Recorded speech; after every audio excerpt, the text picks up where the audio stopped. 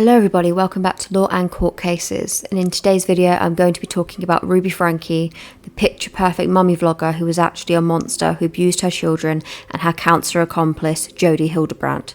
Warning, this case will be talking about the topic of child abuse, so viewer discretion is strongly advised for this video.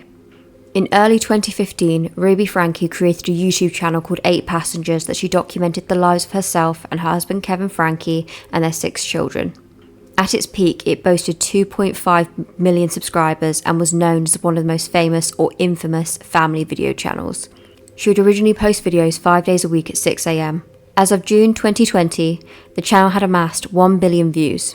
While their content had attracted controversy for a number of years, the last 3 years have been specifically damaging for their family, as viewers began circulating petitions and reporting that they saw evidence of child abuse and neglect to local authorities. Amongst these were numerous incidents, one of which was where Franke refused to bring food to her school for her 6-year-old daughter, who'd forgotten to pack her lunch.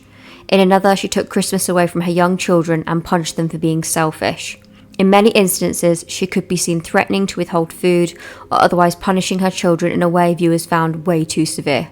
Franke's daughter, Shari Franke, had likewise spoken out multiple times about her family, saying that she had been trying to tell the police and CPS for years about this. 8 Passengers has been cited by activists as one of just many examples of family vlogging channels that have left children unprotected and easily exploitable. In response, Illinois passed a law meant specifically to introduce protections for minors appearing in their parents' monetized social media. Other states have since followed suit in passing and announcing intentions to pass similar laws. In 2020, Chad, then 15, Franke's eldest son, said that he had been banned from his bedroom and made to sleep on a beanbag for 7 months after pulling a prank on his younger brother. Viewers became concerned about his mother's disciplinary methods, which also included withholding food and sending a child to a wilderness camp for troubled teens. She also threatened to behead stuffed toys and told 2 of her children that Santa Claus would not be bringing them anything for Christmas that year because they were too numb to respond to other punishments. A Change.org petition was launched reporting perceived child abuse and neglect. The Franke parents posted in defense of the discipline, saying the incidents had been taken out of context. The 8 Passengers YouTube channel declined in popularity in 2021. Neighbours also reported witnessing the children with duct tape on their wrists and ankles. Neighbours and the Franke's oldest daughter, a college student, called authorities to check on the latter siblings after observing that their mother had often left the children alone at home for long periods of time. After ongoing relationship struggles, in 2022, the Frankes separated, and Kevin moved out of the house. Ruby deleted the YouTube channel and began working as a mental health coach for Connections, a company ran by Jodi Hildebrandt, a counsellor and the other accomplice in this case. They launched a new channel together in 2022 and partnered in an Instagram account called Mums of Truth, and with offering parenting classes. Connections was promoted as a counselling service that encouraged people to heal and to change. One of these courses consisted of an 18-week course and cost participants nearly $15,000. The channel was considered a cult by many, as the parenting style promoted by the pair was considered extreme and harsh, with frequent inclusions of homophobic, racist and transphobic comments. This obviously did not help the channel at all. Ruby also said that children do not deserve and should not receive unconditional love. Now on to the events that led to the pair's arrest. On August 30th of 2023, Franke and Hildebrandt were arrested in Ivins, Utah, and on September 1st, 2023, both were charged with 6 counts of aggravated child abuse, a felony.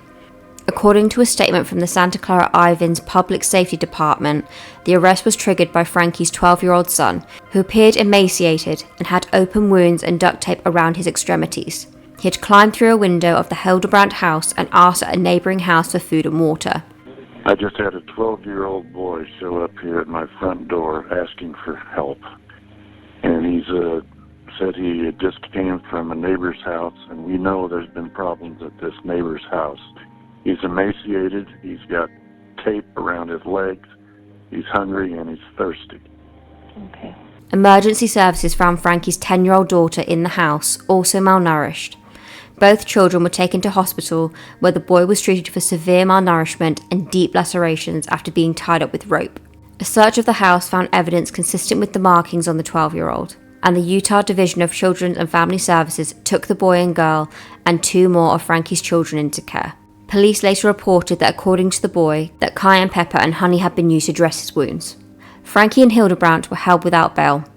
Hildebrandt surrendered her license as a counsellor pending resolution of the court case and a disciplinary investigation.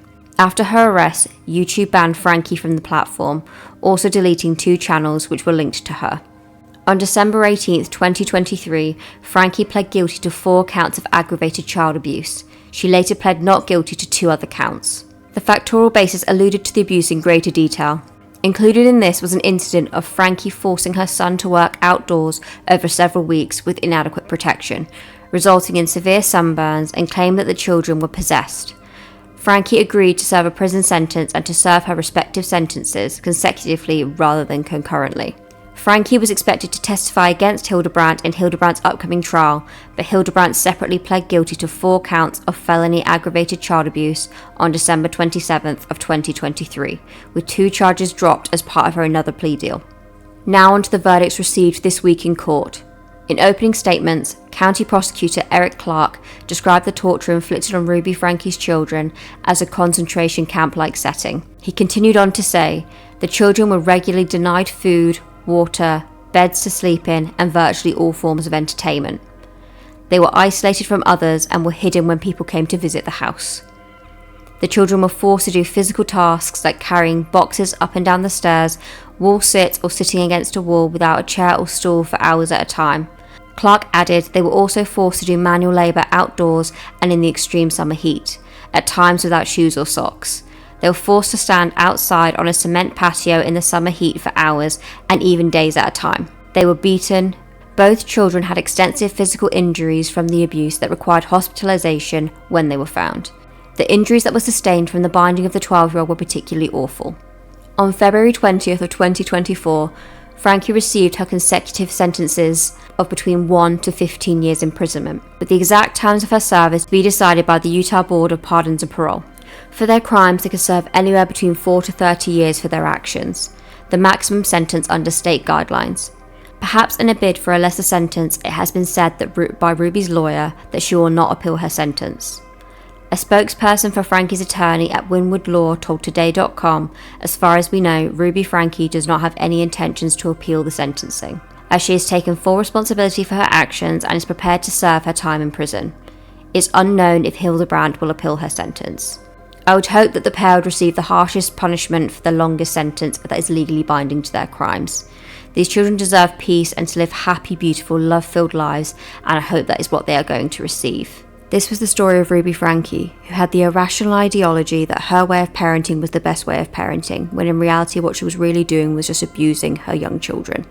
So if you made it to the end of this video, thank you for hanging about this long. This case was very heavy and difficult to discuss, but I think it's important that the story of these brave, resilient children is told and that justice was served. If you enjoyed this video, please don't forget to like and subscribe to the channel, and hope to see you all next time. Bye for now.